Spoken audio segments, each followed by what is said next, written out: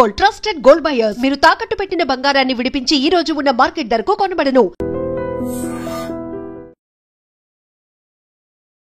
స్వామిజీ, ఇందాక మీరు అన్నారు బ్రాహ్మీ ముహూర్తంలో ఎవరు పాటించట్లేరు పాటించాల్సినవి అని చెప్పి. నిజంగా మన సనాతన ధర్మమే చాలా గొప్పది. అందులో బ్రాహ్మీ ముహూర్తం గురించి చాలా గొప్పగా చెప్పారు మీలాంటి పెద్దవాళ్ళు కూడా. ఎందుకు అంత గొప్పతనం బ్రాహ్మీ ముహూర్తానికి? ఫస్ట్ లేచినాక మలమూత్ర విసర్జన చేసేయాలి 3:30, 4 o'clock. ఓకే, 15-20 minutes ఆ పని. వీళ్ళాక శుభ్రంగా స్నానం చేయాలి. భాష్యంగా మనం ఎంత శుద్ధం చేసుకున్నా 1 గ్రాము ఇక్కడ, 1 గ్రాము ఇక్కడ, 1 గ్రాము ఇక్కడ, 10 గ్రాములు మైనస్ ఉంటుంది. ఓకే, బట్ బాహ్య శుద్ధి నేను స్నానం చేసినప్పుడు అంతర్శుద్ధి కూడా ఆటోమేటిక్ గా కలుగుతుంది. Okay, now I am cure, I am pure అన్న భావన ఇక్కడ వచ్చినప్పుడు ఆ భావన ఇన్నర్ కు కూడా తగులుతుంది. అవును. ఆ బ్రహ్మముహూర్త టైంలో మీకు సౌండ్స్ ఎక్కడ ఉండవు, ప్రశాంతంగా ఉంటుంది. ఇంకా పక్షులు లేచి కిలకిలా రావాలకు కూడా చేయవు. ప్రకృతి అంతా ప్రశాంతమైన తపస్థితిలో ఉన్న స్థితిలో ఉంటుంది. ఆ వైబ్రేషన్స్ హిమాలయాలలో జపాలు తపాలు చేసుకుంటున్న వాళ్ళ వైబ్రేషన్స్ అంతా గాలిలో కలిసి ఉంటాయి. ఓకే, దాంతో మనం కూడా కూర్చొని ప్యూరిఫై అయ్యి ఏదో ఒక సాధన గురువు చెప్పింది, ఇదంతా ఏది లేదు. పత్రి చెప్పినట్లు శ్వాస మీద ధ్యాస, సంథింగ్ ఏది ఆలోచన లేకుండా కూర్చుంటే ఒక మనిషి ఒక దినంలో ఇప్పుడున్న పరిస్థితుల్లో ఇది అది అంటూ 60,000 ఆలోచనలు చేస్తాడు. సముద్రంలో అలలన్నా ఏ పొద్దున్నా అలసిపోయి గమ్మనైతాయేమో కానీ ఈ మనోతరంగాలు అలవడం లేదు. Okay, one after one. Even మీరు నిద్రపోయినా నిద్రలో 5 గంటల సేపు మనసే పనిచేసి కలలు చూపిస్తుంది. అవును. ఆ 1 గంట సౌండ్ స్లీప్, అది మన నిజమైన తత్వం. అక్కడ మనం ఆత్మతత్వంలో ఉన్నాం. బట్ ఆత్మతత్వంలో ఉన్నా మన సంగతి మనకు అప్పుడు తెలీదు. లేచిన తర్వాత I had a sound sleep అంటాను. సో ఈ సాధన ఉపాసనలు మన పెద్దవాళ్ళు నువ్వు మేలుకొని సుషుప్తి స్థితిలోకి పో అనేదానికి ఈ సాధనలు వ్యవహారాలు. ఓకే, అయితే ఇప్పుడు సాధనలు ఇవన్నీ చేయలేని వాళ్ళు, నార్మల్ వాళ్ళు ఇప్పుడు బ్రాహ్మీ ముహూర్తంలో ఇలాంటి పనులు చేయాలి, అలాంటి పనులు చేయాలి, అసలు కరెక్ట్ బ్రాహ్మీ ముహూర్తం అంటే ఏ సమయం నుంచి ఏ సమయం వరకు? అదే చెప్పాను కదా, 3 to 3:45 దేవతల టైం. ఓకే, 3:45 to 4:45 ఋషుల టైం, 4:45 to 5:45 మానవుల టైం. ఓకే, ఆఫ్టర్ దట్ రాక్షసుల టైం అని అంట. ఇప్పుడు ప్రతి ఒక్కరు రాక్షసుల టైంలోనే అన్ని స్నానాలు. సూర్యోదయం అప్పుడు ఆ అరుణ కిరణాలు అని వస్తాయి కదా, దాంట్లో ఎన్నో రకాల మనకు ఆరోగ్యాన్ని ఉత్తేజాన్ని కలిగించే వేవ్స్ ఉంటాయి. అల్ట్రావైలెట్, ఇన్ఫ్రారెడ్, ఎలక్ట్రోమాగ్నెటిక్, దానికి ఏమో ఇప్పుడు ఈ పేర్లన్నీ పెట్టారు. అప్పుడు సూర్యుని 7 వర్ణాలకు కలుపుకొని దాంట్లో తెలుపులో 7 వర్ణాలు ఉన్నాయని మన వాళ్ళు గుర్తించి చేస్తాడు ఆ సాధన, వర్ణ సాధన. ఇప్పుడు అదే కలర్ థెరపీ అని మళ్ళీ బయటకు వచ్చింది. రంగు బాటళ్లలో నీళ్లు పెట్టి సూర్యుడి దగ్గర పెట్టి బయట ఎండలో 7 రోజులు అట్లా పెట్టిన నీళ్లు తాగితే ఆ కలర్ కు సంబంధించిన జబ్బు ఉన్న వాళ్ళకి క్యూర్ అవుతారు. ఒక్క సూర్యుడు ఆరోగ్య ప్రదాత అని మన వాళ్ళు చెప్పారు. దాంట్లో నుంచే ఇన్ని వస్తున్నాయి. ఇప్పుడు మన భూమి మీద పెరుగుతున్న మూలికలు అన్నీ పెరుగుతున్నాయంటే సూర్యుడు ఆధారం. నైట్ పూట తన సూర్యకిరణాలనే చంద్రుని మీదకి పంపించి అక్కడి నుంచి రిఫ్లెక్ట్ అయ్యి అది ఔషధులకు శక్తిని ఇస్తున్నాడు సర్కిట్. ఓకే, సో అందుకే మన పూర్వీకులు గుర్తించి ఆరోగ్యం భాస్కరాది చేత అన్నారు. ఆరోగ్యం సూర్యుని చేతిలో ఉంది. ఓకే స్వామిజీ, ప్రాణాయామం ఇది చేసే వాళ్ళు ఎక్కువ కాలం జీవించే అవకాశం ఉంటుందంటారు కదా? 100%. పూర్వీకులు చెప్పిన లెక్క 21,600 రెస్పిరేషన్స్, 21,600 హంస జపం సాధారణంగా ఎవడో చేసేస్తాను, ఇన్వాలంటరీ. అప్పుడు ఆ ఊపిరితిత్తులు ఇంతే పని చేస్తుంది. ఇట్లా తీసుకుంటున్నాం, ఇట్లా వదిలేస్తున్నాం.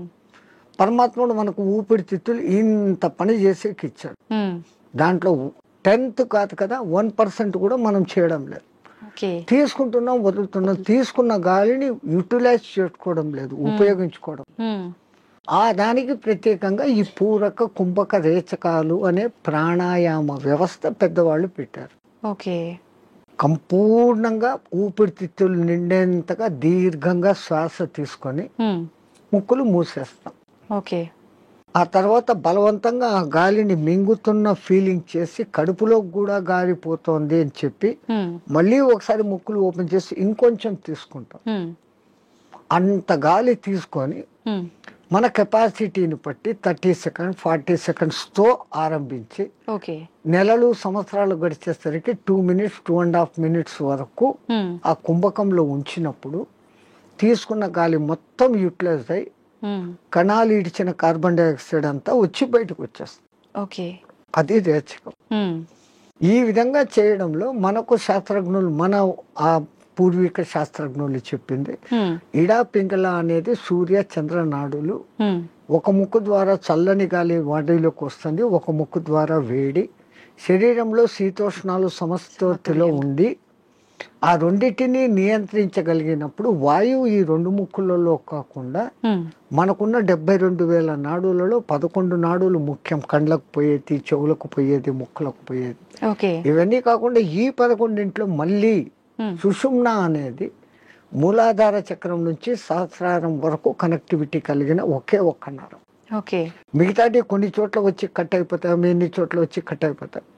ఇది అఖండంగా మూలాధారం నుంచి అక్కడ దాకా వస్తుంది. దాని లోపలికి గాలి ప్రవేశం చేసినప్పుడు అక్కడ జరిగే సంచలనం మనిషికి దీర్ఘాయుష్. అసలు ఈ ప్రాణాయామం చేస్తేనే దీర్ఘాయుష్. కారణం మామూలు మనిషి ఒక నిమిషంలో 15 రెస్పిరేషన్లు తీసుకుంటే నేను నిమిషం సేపు గాలిని బంధించగలిగినాను అంటే నాకు 15 రెస్పిరేషన్లు సేవ్డ్ కదా. It is in my bank account. ఒక్క ప్రాణాయామంలో నేను 15 ఊపిర్లు మిగిలిపెట్టుకుంటే 1 గంట సేపు చేస్తే అంటే 60 నిమిషాలు ఇంటూ 15 900 వాయువులు. ఒక 10-11 దినాలు చేస్తే 9,000 21,000 వచ్చేదానికి ఒక 10 రోజులు 1 నిమిషం చేస్తే 10 దినాల తర్వాత నాకు 1 దినం ఆయుష్ పెరిగింది. It is in my hands. So అదే నేను 2 నిమిషాలు చేస్తే 5 రోజుల్లోనే నాకు 1 రోజు ఆయువు పెరిగింది. అది ప్రాణాయామంలో అది రహస్యం. ఇంకా ఈ ప్రాణాయాన్ని ఇంకా బాగా డెవలప్ చేసుకొని ఇడా పింగళలో కాకుండా సుషుమ్నలోకి ప్రవేశం చేస్తూ ఎక్కిస్తూ ఆడిస్తూ ఉన్నప్పుడు ఏదో ఒక దినం మన అదృష్టము, ఆ గురు కటాక్షము, దైవానుగ్రహము ఉండి ఆ గాలి కుండలిని ప్రేరేపిస్తుంది.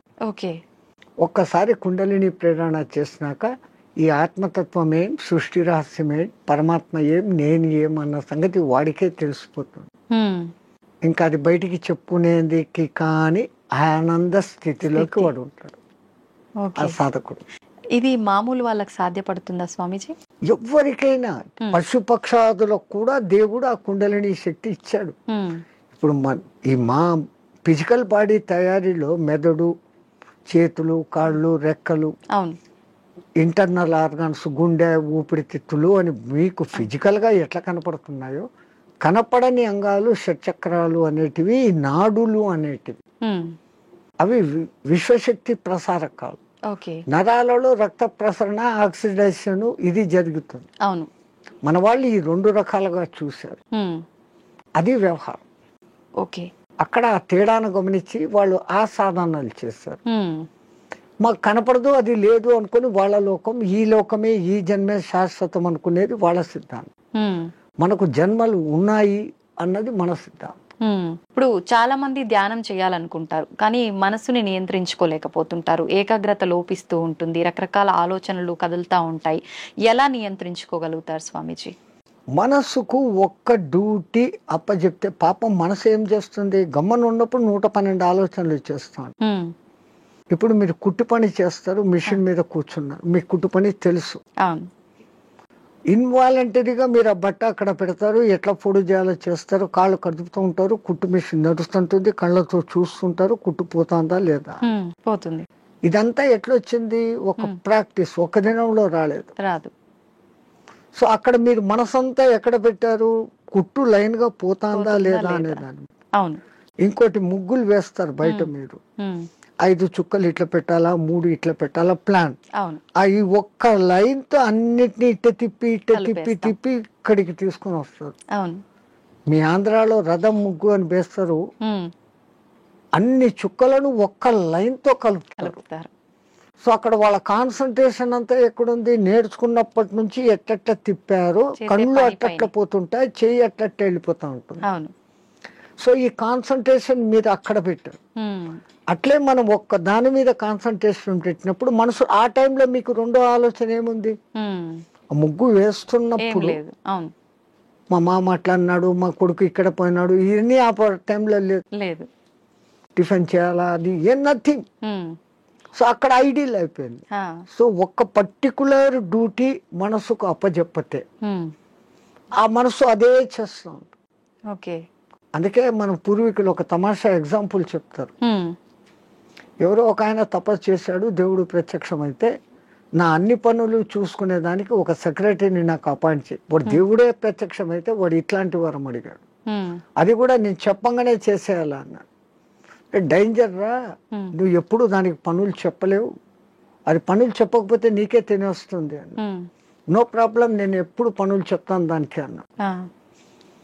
దెయ్యం ప్రత్యక్షమైంది, నాకు ఒక 6 అంతస్తులు బిల్డింగ్ కట్టు అన్నాడు. 6 అంతస్తులు బిల్డింగ్ కట్టేదానికి 2-3 ఏళ్ళు అవుతుందని వీడు అనుకున్నాడు. అది పట్టు అనింది, బిల్డింగ్ తయారైపోయింది. మహారాజ్ ఇంకేం పని అనింది, కుక్కర్ కావాలా, ఫ్రిడ్జ్ కావాలా, బెడ్ కావాలా, ఏసీ కావాలా, వీడు ఇట్లా అడుగుతున్నాడు, అక్కడక్కడ అన్ని వచ్చేస్తాను. ఇంక ఏం అడిగేదానికి లేకుండా పోయింది. ఇంకా దానికి పని చెప్పకపోతే వీడి పని పడుతుంది అంతే. అప్పుడు వాడు గురువు దగ్గరికి పోయినాడు, మహారాజ్ బుద్ధి లేక నేను ఇట్లాంటి వరం అడిగినాను, ఇది ఇట్లా చేస్తుంది అనుకోలేదు, what am I to do, క్యా కర్నా మై, అరే ఉస్ బూత్ కో ఇతర లేకే ఆ దేయాన్ని ఎక్కడికి తా అన్నాడు. అది వచ్చింది, మా గురువు చెప్పిన పని చెయ్యను, దానికి కమాండ్ అన్నా. అవి ఇంకోటి మాట, వీడి మాట వినాలి కదా. వీడు చెప్పినాడు, మా గురువు చెప్పినట్టు చేయన్నాడు. ఓకే మహారాజ్, గురు మహారాజ్ ఏం చేయమంటారు. అక్కడ ఒక తాటి చెట్టు ఉండేది, దాన్ని ఎక్కువ దిగు అన్నాడు. అది ఈ రోజుకు ఎక్కి దిగుతానే ఉంది. So technique. అట్లా ఇదే దృష్టి, మనం ధ్యాస, నేను చెట్టు ఎక్కుతున్నాను, ఈ చెట్టులోకి శ్వాస ఎక్కి దిగుతా ఉంది, దాన్ని అబ్జర్వ్ చేస్తూ ఉంటే మీ మనస్సుకు ఇప్పుడు ఇంకా అదే డ్యూటీ. దానికి రెండో డ్యూటీ లేదు, ఆ దేయానికి రెండో డ్యూటీ, మనసుకు రెండో డ్యూటీ లేదు. ఈ ఎక్కి దిగడం గమనించడం, అదే ప్రాణాయామ ప్రక్రియలో కూడా దాన్ని మంత్రంతో జోడించి చేస్తే ఇంకా శక్తివంతం. మన బాడీలోని కణకణము మంత్రబద్ధమైతూ ఒకానొక దినానికి ఈ మాంసపిండం మంత్రపిండం కాగలుగుతుంది. మంత్రంతో అనుసంధానం చేస్తారు. మంత్రాలు చదవలేని వాళ్ళు ఉంటారు, మాకు మంత్రాలు ఇష్టం లేదు, మేము మతం కాదు అనేవాళ్ళు. మంత్రం ఎవరికి వాళ్ళు చెప్పుకోవాలా స్వామిజీ, ఉపదేశం తీసుకోవాలా గురువుల దగ్గర నుంచి. అందుకే గురువు అవసరం, గురు బినా విద్యా నహి అని. కొన్నాళ్ళు ఆయన దగ్గర శిష్యరికం చేసినప్పుడు వీడు దేనికి సూటబుల్, నేను ఇచ్చే విద్యను వీడు సద్వినియోగం చేస్తాడా, దుర్వినియోగం చేస్తాడా. అందుకే పాతకాలంలో కొన్నాళ్ళు నా దగ్గర సేవ చేయి అంటారు. మన మెంటాలిటీ అర్థమవుతుంది. వాడు సిడ్ఫిరా అయితే గనక నేనేం నీ దగ్గర సేవ చేసేది, నాకు ఇంత పైసా ఉంది అంటాడు. ఆ వినయత ముందు మనిషిలో ఉండాలి. ఆయన దగ్గర ఈ పని చేస్తే నాకు మంచి జరుగుతుంది అనే విశ్వాసం ఉండాలి. ఈ రెండు ఉన్నప్పుడు ఆ గురువు గాడిదను చూపించి ఇది దేవుడు, దీని పూజ చేయంటే చేసినప్పుడు ఆ గాడిదలోనే నీకు దేవుడు కనపడుతుంది. పైలా విశ్వాస ప్రథమ సోపాన్. విశ్వాసం అనేది అన్నిటికీ మించిన శక్తి. ఇక్కడ ఒకటి అచీవ్ చేయాలా అనుకున్నప్పుడు దాని మీద నేను చేయగలనా లేదా ముందే డిసిషన్ తీసుకోండి. గురువు ఒక మంత్రం ఇచ్చాడు, ఈ అనుష్ఠానం ఇట్లా చేయాలా, రోజు లేచి ఈ అగ్ని తర్పణాలు చేయాలా, ఇవన్నీ నేను చేయగలనా లేదా అనుకున్నప్పుడు గురుదేవా ఇయ్యండి అనాలి. ఆ మంత్రం తీసేసుకున్నాను, నేను చేసుకోలేదు, దాన్ని చేయాల్సిన రీతిలో చేయకపోయినప్పుడు ఏం ఫలితం. సైకిల్ మోటార్ మీ దగ్గర ఉంది, దానికి పెట్రోల్ పోసేది పని ఉంది కదా. పెట్రోల్ పోకుండా నేను కొనుక్కున్నాను 1,00,000 పెట్టి పోవాలా, ఇది అంటే ఎట్లా పోతుంది, పెట్రోల్ పోయాలా, అప్పుడప్పుడు దానికి ఏదో ఆయిల్ పోయాలా, మైనర్ రిపేర్స్ చూసుకోవాలా, అప్పుడు ఆ బండి పోతుంది. లైక్ ది సేమ్ ఒక సిస్టమ్ ప్రాసెస్ అని గురువు చెప్పినప్పుడు ఆ ప్రాసెస్ అంతా చేస్తున్నప్పుడు అది మిమ్మల్ని ఉద్ధరిస్తుంది.